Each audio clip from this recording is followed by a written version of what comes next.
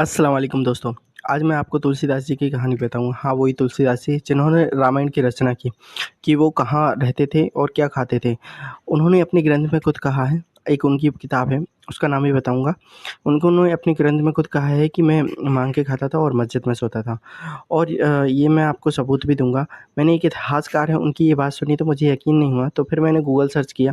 तब मैंने Google search किया तो मुझे पता चला कि ये सच कह रहे हैं और मैं आपको बताऊँगा। और फिर मुझे लगा कि मुझे ये वीडियो बनाना चाहिए, क्योंकि आजकल जो देश में माहौल चल रहा है, ये जो नफ़रती चिंटू हैं, जो धर्म को बचाने की बात करते हैं, और इस सनातन धर्म की बात करते हैं कि हम सनातन धर्म का समर्थन कर रहे हैं और सनातन धर्म की बहन-बेटियों को बचा रहे हैं और धर्म के रक्षक बने हुए हैं। आज मैं आपको उनको करारा जवाब देते हुए मैंने सोचा कि ये वीडियो बनाना ज़रूरी है, क्योंकि जिन्होंने रामचरित की मानस की, जो राम के सबसे बड़े भक्त थे, ये तो हो भी नहीं सकते, ये जाहिल तो कभी कहीं से कहीं हो भी नहीं सकते, उन बराबर भक्त। वो मस्जिद में रहते थे, मस्जिद में खाते थे, मस्जिद में सोते थे। तो उन्हें मस्जिद से कोई तकलीफ़ नहीं थी, पर ये जाहिलों को कितनी मस्जिद से तकलीफ़ है कि आए दिन इस्लाम के खिलाफ़ बोलते हैं, आए दिन इस्लाम के खिलाफ़ बोलते हैं और मुसलमानों को बुरा-बुरा बोलते हैं और मस्जिद तोड़ने की बात करते हैं, और ये राम भक्त बनते हैं। और असल राम भक्त की कहानी बताऊँगा कि वो मुसलमानों को सपोर्ट करते थे, जहाँ तक कि मस्जिद में तक सोते थे वो। और उस टाइम की बात बता रहा हूँ, जब कोई हिंदू मुस्लिम नहीं था, राजाओं का ज़माना था, उस टाइम ऐसा कुछ नहीं होता था। पर आज का ज़माना देखिए आप, कि ये नफ़रती चिंटुओं ने कितनी नफ़रत फैला के रखी है, उसकी वजह से आम आदमी को कितनी परेशानी हो रही है। तुलसीदास जी मस्जिद में क्यों सोते थे? सर्च करेंगे, अब रिज़ल्ट देखेंगे। देख, गोस्वामी तुलसीदास जी ने अपनी अंतिम अवस्था में कवितावली में लिखा था, मांगी के खइबो मसीत में सोइबो, लइबो को एको ना दवियो को दो। मांग कर खाना, मस्जिद में सोना और किसी से कोई मतलब न रखना। अब इनके यहाँ पे कारण देखेंगे कि मस्जिद में क्यों सोते थे वो। ये उनके कारण थे। वैराग्य और मोह माया का त्याग। उन्होंने संसार और सांसारिक संबंधों, जैसे घर, आश्रम या मंदिर की संपत्ति से पूरी तरह नाता तोड़ लिया था और वे एक फ़कीर जैसा जीवन व्यतीत करते थे। सुरक्षित और निष्पक्ष स्थान, उनके अनुसार मस्जिद में उन्हें कोई परेशान करने वाला नहीं था और वह सांसारिक प्रपंचों से दूर बिना किसी मोह जाल में फंसे शांति से सो सकते थे। अकबर के काल में सांप्रदायिक संघर्ष, मुग़ल सम्राट अकबर के समय में हिंदू मुस्लिम दूरियों को कम करने और एक समभाव समाज के संदेश के रूप में भी उनके मस्जिद में रुकने को लोग एक उदाहरण मानते थे। तो देख लिया आपने कि वो मस्जिद में क्यों सोते थे, ये उनके कारण थे। और मस्जिद को सुरक्षित मानते थे मंदिर से ज़्यादा। आप सोचिए कि किस तरह का माहौल होगा। देखा आपने इस वीडियो में, मैंने गूगल पे सर्च करके बताया कि तुलसीदास जी कहाँ रहते थे। अगर आपको यकीन ना हो, कि आपको ऐसा लग रहा हो मैंने वीडियो एडिट किया है, तो आप खुद एक बार सर्च करके देख लीजिए, तो आपको सच पता चल जाएगा।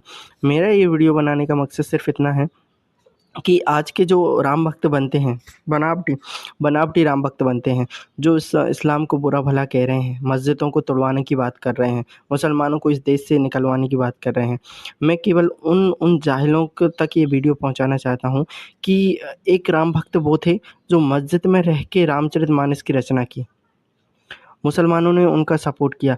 अगर तलवार की नोक पर ये जो आज के चिंटू हैं ना, जो नफ़रत फैलाते हैं और राम भक्त कहते हैं अपने आप को, वो कहते हैं कि इस्लाम तलवार की नोक पे फैला है। जो डर गए थे उन्होंने इस्लाम कबूल कर लिया था। तो मैं उनसे ये कहना चाहता हूँ कि जो सबसे बड़े राम भक्त थे तुलसीदास जी, वो मस्जिद में रहकर उन्होंने रामचरितमानस की रचना की। तो आप एक बात बताइए, जब वो अगर इस्लाम तलवार की नोक पे फैला होता, तो वो कैसे बच गए? उन्होंने क्यों इस्लाम कबूल नहीं करा? और उनको कैसे रामचरितमानस की रचना करने दी मस्जिद में रहते हुए? आप खुद ये बात को सोचिए। और दूसरी बात ये है, और मस्जिद में इसलिए रहते थे क्योंकि ये जो बड़ी जाति के लोग हैं ना, जैसे पंडित हैं और क्षत्रिय हैं, ये दलितों पे अत्याचार करते थे। तो तुलसीदास जी एकता की बात करते थे और घर-घर जाके मतलब एकता का सपोर्ट करते थे कि भाई ऊँच-नीच कोई जाति नहीं होती, सब बराबर का सब बराबरी के हिस्सेदार हैं, सबका बराबर हक है इस दुनिया में, अगर आए हैं तो सबका बराबर का भगवान है, मतलब जो भी अपने भगवान को मान रहे हैं, जो आप जैसे आप पूजा कर रहे हो वैसे इनका भी हक है पूजा करने का, क्योंकि पहले दलितों को मंदिर की सीढ़ी नहीं चढ़ने देता था। मंदिर की तो छोड़िए, आप किसी बड़े घर के सामने से निकलते थे तो सर के ऊपर चप्पल लेके निकलना पड़ता। तो तुलसीदास जी का ये कहना था कि ये बराबर के हिस्सेदार हैं, तो उन्हें गाँव से, गली से, मंदिर से निकाल दिया गया था, इसलिए वो मस्जिद में रहते थे और मांगर खाते थे। आप सोचें, कौन थे? और वो कोई इस्लाम के वो नहीं थे सपोर्टर, वो सनातन के सपोर्टर थे और राम भक्त थे, सबसे बड़े राम भक्त थे। ये उन्होंने खुद अपनी किताब में लिखा है।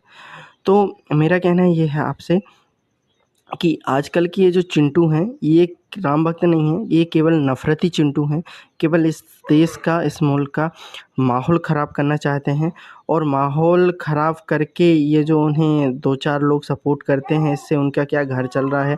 अगर वो ये नफ़रत ना फैलाएँ तो उनके घर की खाना-पीना बंद हो जाएगा, ये हाल है उनके। इसलिए ये इनको आप राम भक्त ना मानें और इनकी बात ना सुनें।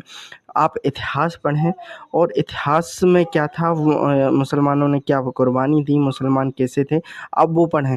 इन जाहिलों की अगर बात सुनने लगे ना आप, तो इस देश का, इस मुल्क का और भी माहौल ख़राब हो जाएगा।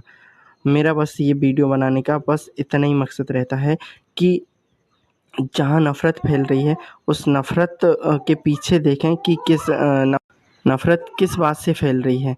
क्या वो सच है? क्या मुसलमानों को ऐसा बोल रहे हैं तो वो सच बोल रहे हैं मुसलमानों के खिलाफ? आप इतिहास जानिए कि मुसलमानों ने क्या कुछ नहीं किया इस देश के लिए। अ तो मेरा बस इतना ये वीडियो बनाने का मकसद रहता है कि आप सच जानिए और सच के साथ दीजिए, ना कि ये नफ़रती चिंटुओं की बात में आइए, ना है ये गोदी मीडिया की बात में आइए। इससे क्या है, देश का बँट रहा है, मुल्क बँट रहा है, इससे बेरोज़गारी बढ़ रही है और कुछ नहीं है। लोग भूखे मर रहे हैं, रोडों पे आ गए हैं, लोगों के घर टूट रहे हैं। बस इस देश को एक होना है और अगर आप सच देखेंगे तो शायद आप एक हो सकें।